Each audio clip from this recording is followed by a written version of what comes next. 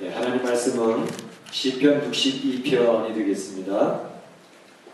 시편 62편.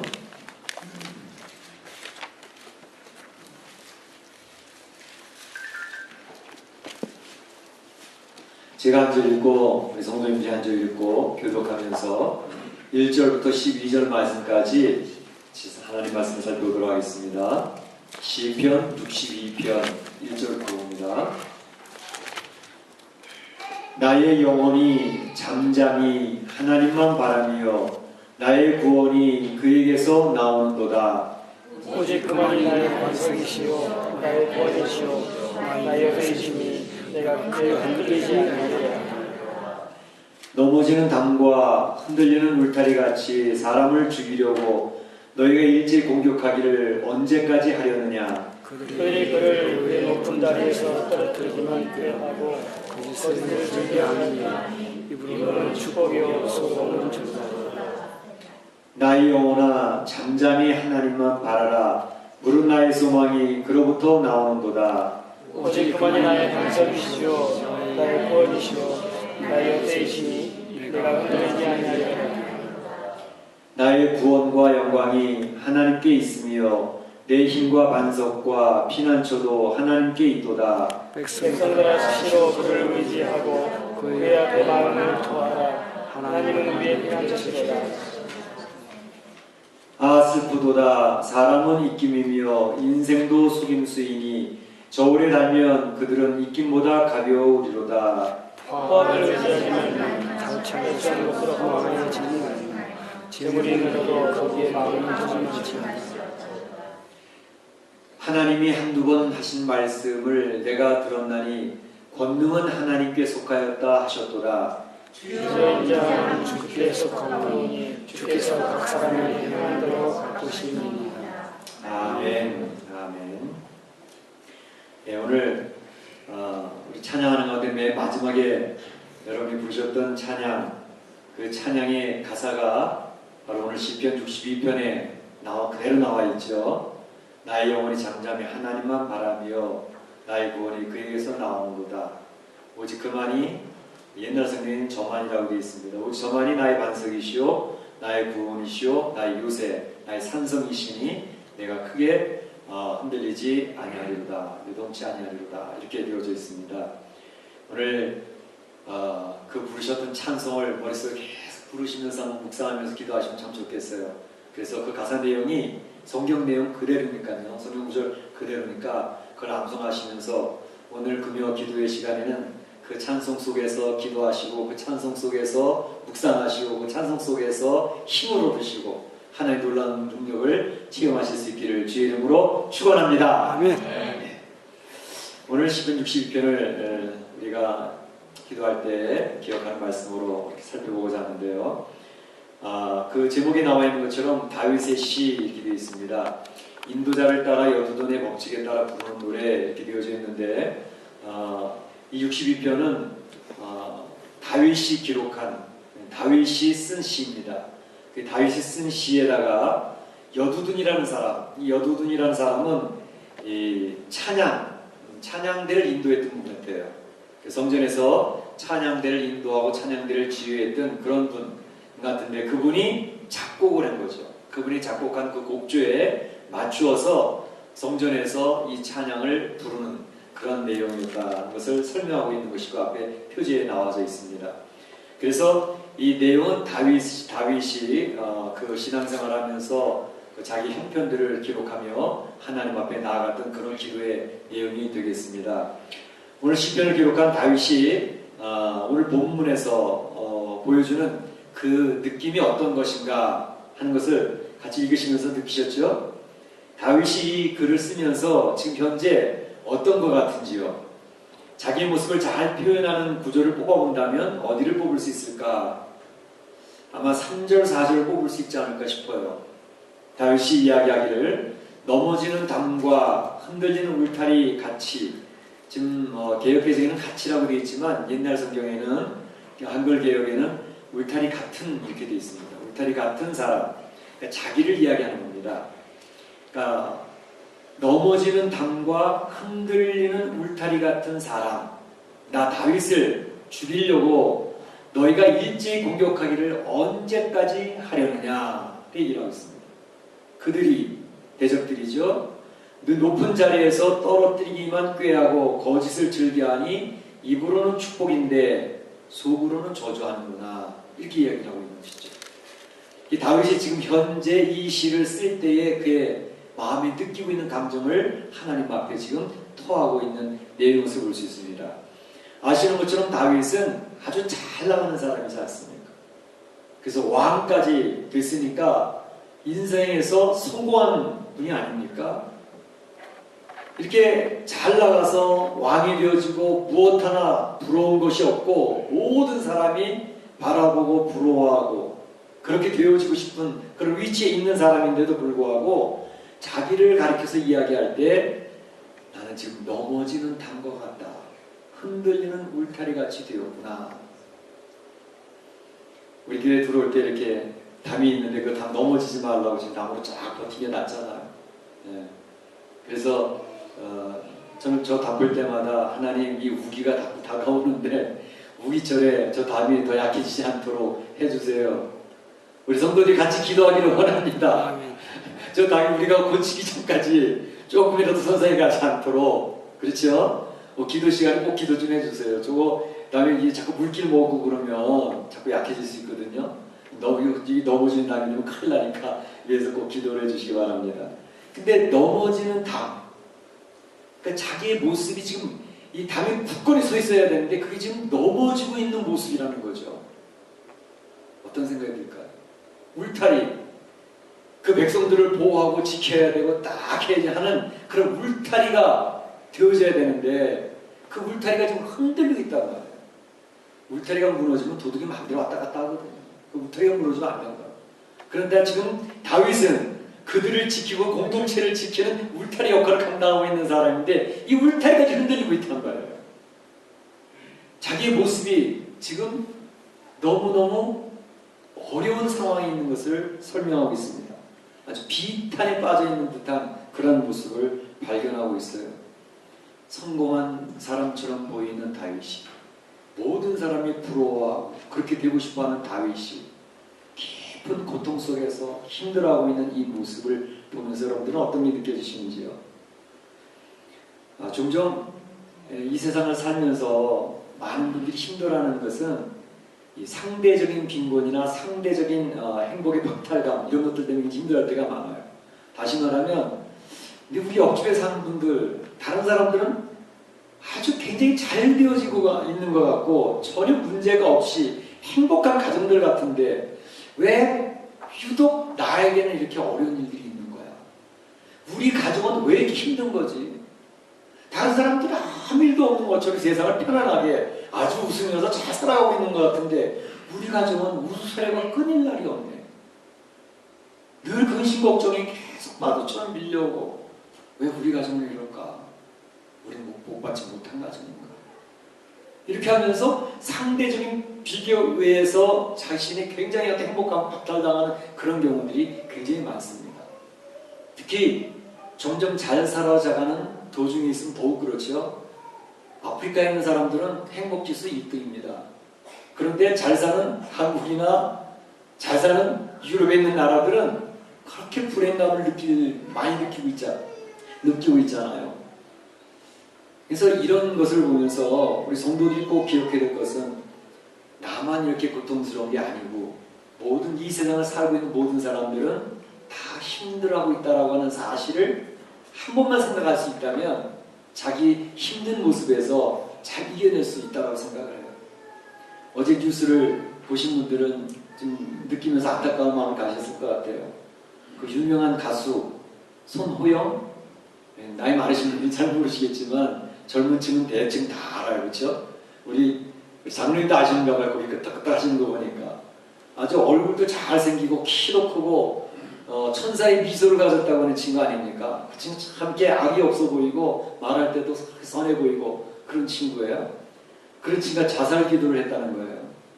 그 번개탄을 자기 그 미니밴에 이렇게 피워놓고 자살을 하려고 했는데 그 번개탄이 그 가스만 나오는 게 아니라 불이 붙어가지고 차 안에 불이 붙어가지고 그 거기서 빠져나오면서 사실 죽지는 않고 생명을 구했다고 그렇게 얘기를 했습니다. 근데 오늘 그 손호영 그 친구가 자살을 기도했던 이유가 그게 아마 여자친구가 있었는 모양이죠. 그 여자친구가 무엇 때문인지는 모르지만 자기 차에서 번개탄 피워놓고 자살해서 죽었잖아요. 그리고 오늘 장례식을 치렀다고 펑펑 우는데 그의 부모님과 손호영 계속 우는 그런 뉴스가 나오더라고요. 근데 제가 더 안타까웠던 것은 뭐냐면 제가 모르긴 몰라도 이 손호영 이 친구가 교회 다니는 친구가 아닌가 싶어요. 왜냐하면 그 사고 난 현장이 교회 주차장이었어요. 예. 그 서빙고동에 있는 큰 교회 주차장. 그러니까 어느 교회인지 대충 아시겠죠. 그러니까 교회를 다니는 청년이었는데 아마 비록 짐작해 보건데 그 자살한 여자아이도 교회 다니는 아이가 아니었을까라는 생각이 들어요. 이건 제 추측이에요. 정확한 건 아니고. 그런데 이 친구들이 자살을 기도했다. 저는 너무너무 마음이 아프고 그런 생각을 하게 하는 거예요.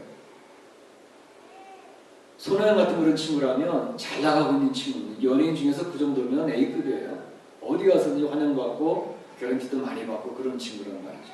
무엇 하나 부족할 것이 없는 사람이라.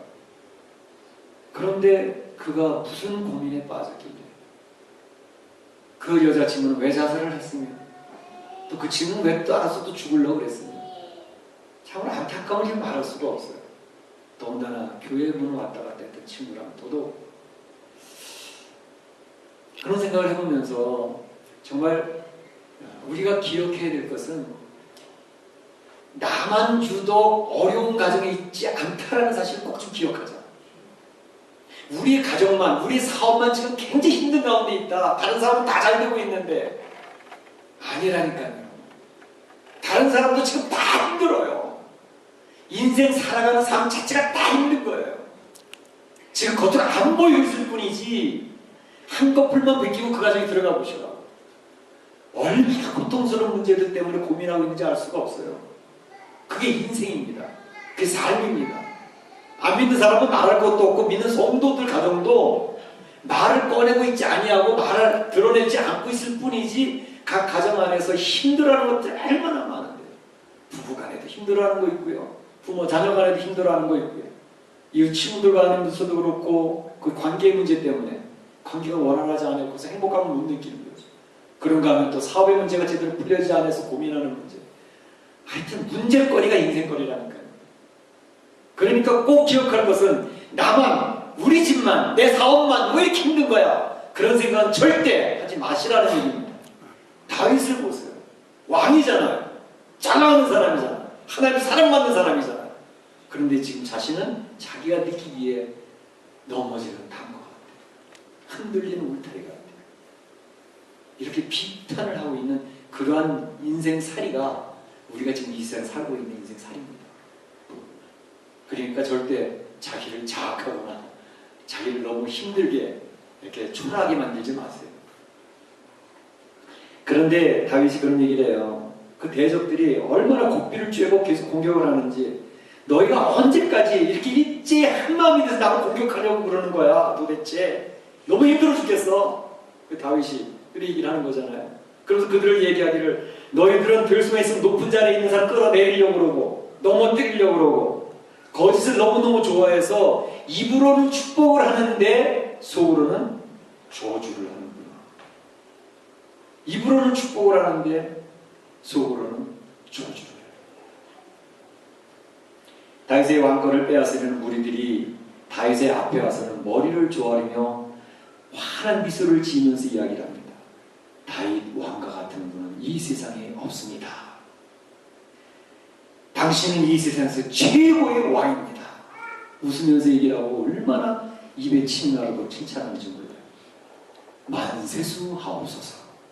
근데 뒤돌아서서 물러나가면서 빙긋이 웃으면서 내 왕권은 곧 빼앗기고 무너질 거야. 그러면 그 앞에서는 없었어요. 그 앞에서는 축복을 얘기하는 것 같아요. 그런데 뒤돌아가는데 속의 마음은 저주가 있어요. 이러한 모습이 오늘날 세상에는 만연해 있습니다. 만연해 있습니다. 미국 사회에서도 그런 것도 많이 있는 것 같아요. 그 사람마다 이렇게 좀 특징들이 있다 그러잖아요. 그런데 흑인들은 이제 그 감정을 그 자리에서 바로 폭발해버리죠. 근데 백인들은 절대 자기 감정을 드러내지 않습니다. 그래서 무슨 일을 처리할 때 얘기하면, 그래서 비즈니스 하시는 분들은 그런 경우 많으실 거예요. 비즈니스 때 하면 얼마나 나이스한지 몰라. 환하게 웃으면서 미소를 지으면서 얘기하고 그런다. 근데 딱 뒤돌아서면 전혀 다른 얼굴이 보여요. 굉장히 무서운 사람들입니다. 그러니까 잘해야 되죠. 근데 그건 뭐 꼭 백인만 그런 게 아니고 좋은 사람들도 많이 있죠. 이제 그런 경험들 많이 한다는 뜻이죠. 그런데 이 세상에 그런 사회 분위기, 이 세상 사회가 점점 갈수록 종말이 되어 가면 갈수록 앞에서는 웃는데 속은 어떤 마음인지 알 수 없다. 알 수가 없다는 거죠. 그래서 사람들이 종종 이야기해요. 속 깊은 이야기를 터놓고 말하기 힘든 세상이 되었구나. 속 깊은 얘기를 터놓고 이야기할 수 있는 친구 한 명, 두 명만 있다면 그 사람은 성공한 사람이라고 그러잖아요. 예. 진실한 친구, 자기 속을 다 터놓고 얘기할 수 있는 친구 한 명, 두 명만 만들었다면 그 사람은 이 세상에 성공한 사람이라는 그 정도로 속 깊은 얘기를 터놓고 할 수가 없는 세상이 되어졌다는 것을 이야기하고 있습니다. 다윗은 그것을 지금 경험하고 있는 중이에요. 그러면서 얼마나 힘들어하는지, 이 세상이 왜 이런 거야 도대체. 그것은 성경에 나와 있는 모든 인물들이 다르게 고백을 했습니다. 야곱도 내가 130년을 살았는데 내 삶이 험악한 세월이었다. 나도 속이기도 했지만 나도 얼마나 많이 속았는지 모른다. 그 얘기하잖아요. 모세도 시편에서 얘기하면서 그런 얘기합니다. 인생의 세월이 70이고 강건한 84인데 그 살아가는 세월의 모습도 수고와 슬픔뿐이라고. 우리 인생의 모습을 얼마나 정확하게 정의를 내리고 있는지 몰라요. 우리 인생의 모습은 그렇습니다. 그러니까 그러려니 하고 사시는 분입니다. 그런데 바로 다윗이 이러한 모습이 있을 때에 그가 어떤 태도를 취했느냐가 이제 중요한 거죠. 여기서 신앙인의 모습이 나오는 거죠. 다윗이 힘든 상황에서 어떻게 했는가? 그는 이렇게 얘기합니다. 나의 영혼이 잠잠히 하나님만 바라며 나의 구원이 그에게서 나오는도다. 나의 영혼이 잠잠히 하나님만 바라며 나의 구원이 그에게서 나오는도다. 오직 그만이 나의 반석이시오 나의 구원이시오 나의 요새시니 내가 그에 흔들리지 아니하리로다. 오늘 1절과 2절 말씀이 또 반복이 되잖아요. 5절과 6절 똑같이 반복이 됩니다. 오늘 20편 62편의 주제가 바로 그 내용이거든요. 내 잠잠히 나의 영혼이 잠잠히 하나님만 바라보겠다. 나의 구원이 그에게서 나오니까 이렇게 얘기를 하는 거죠. 오늘 우리가 이 세상을 살아가면서 힘든 세상을 살아가면서 가져야 될 신앙적인 자세입니다. 잠잠히 바란다고 하는 것은 그냥 침묵하고 그냥 멍거니 이렇게 정신 빼고 있겠다는 말이 아닙니다. 잠잠히 바라본다고 하는 말은 주님에게 집중을 하면서 주님 앞에서 주님의 뜻을 기다리는 자세. 주님이 어떻게 인도하시는지를 보고 그 인도하시는 대로 따라가겠다는 거예요. 이렇게 잠잠히 바라보는 자세. 우리는 주님께 보통 많이 제시를 하잖아요. 하나님, 저를 축복해 주시옵소서. 그런데 제가 가야 할 길은 이런 길이니까 이 길로 인도해 주셔야 됩니다. 그렇게 기도하잖아요. 물론 그 기도 필요해요. 우리 하나님께서는 네가 원하는 것을 구하라고 했으니까. 그런데 그 단계가 깊어지면 내가 원하는 것을 이야기하면서도 항상 내 원하는 것은 하나님 나 포기할 수 있어요. 주님이 원하는 것이 아니라면 좀 포기합니다. 주님이 가라고 하시는 곳이 내가 가고 싶지 않은 곳인데 하나님이 가라고 그러시면 내가 원치 않는 길이라 할지라도 가겠습니다. 그 자세예요. 잠잠히 하나님만 바라보고 있어요. 하나님이 왕권을 나에게서 빼앗아 가시면 그럼 저는 왕권을 내려놓지요. 하나님이 어떻게 인도하시는지 저는 그 길을 따라가렵니다. 왜냐하면 하나님이 인도하시는 그 길이 나에게는 가장 선한 길이라는 것을 하나님은 아시기 때문에 나에게 그 길을 허락하셨다고 저는 믿습니다. 그 자세, 그게 얼마나 중요한 건지 몰라요. 내가 생각할 때는 막 떨어지는 길이에요. 막 넘어지는 길이고 내가 원치 않았던 길이에요. 근데 그 다음에 주님을 바라보는 하나님을 향한 신뢰가 뭐냐면 내가 원치 않은 길로 지금 가고 있는데 내가 기대했던 거는 전혀 다른 길로 가고 있는데 내 마음속에서 자리 잡는 것은 이것은 하나님이 나를 위해서 선하게 인도하고 계시는 길이 분명해 라고 하는 믿음입니다. 하나님을 향한 신뢰입니다. 우리 하나님 얼마나 기뻐하실까요? 그렇죠?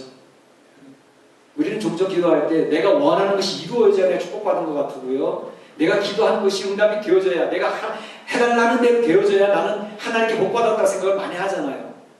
근데 반대의 경우들이 더 있다니까요. 반대의 경우들이. 내가 원했던 것은 안 이루어지고 원하지 않았던 것이 이루어져 가고 있는데 어찌하란 말입니까? 나는 축복받지 못하고 저주받은 자입니까? 그런데 그 마음속에 내가 원치 않는 내가 싫어하는 길로 인도하고 계신 하나님을 바라보면서 아하 이것이 나를 축복하시기 위한 하나님의 선한 길이 지금 인도되고 있는 것이구나 라는 사실을 깨닫게 되는 순간 우리 신앙은 업그레이드가 되는 거죠. 그 길을 걸어갔던 사람들이 성경에 많이 있습니다. 그중에 가장 대표적이었던 사람이 요셉이라고 하는 인물이잖아요. 요셉에게 주어졌던 비전, 꿈은 이 세상에서 첫째 되는 사람 아닙니까? 자기 아버지 엄마도 절을 하고 자기 형제들 다 와서 절을 하는 얼마나 큰 비전을 받았습니까? 근데 그 살아가는 삶의 방향은 어떻게 안 풀려도 그렇게 안 풀릴 수가 없어요.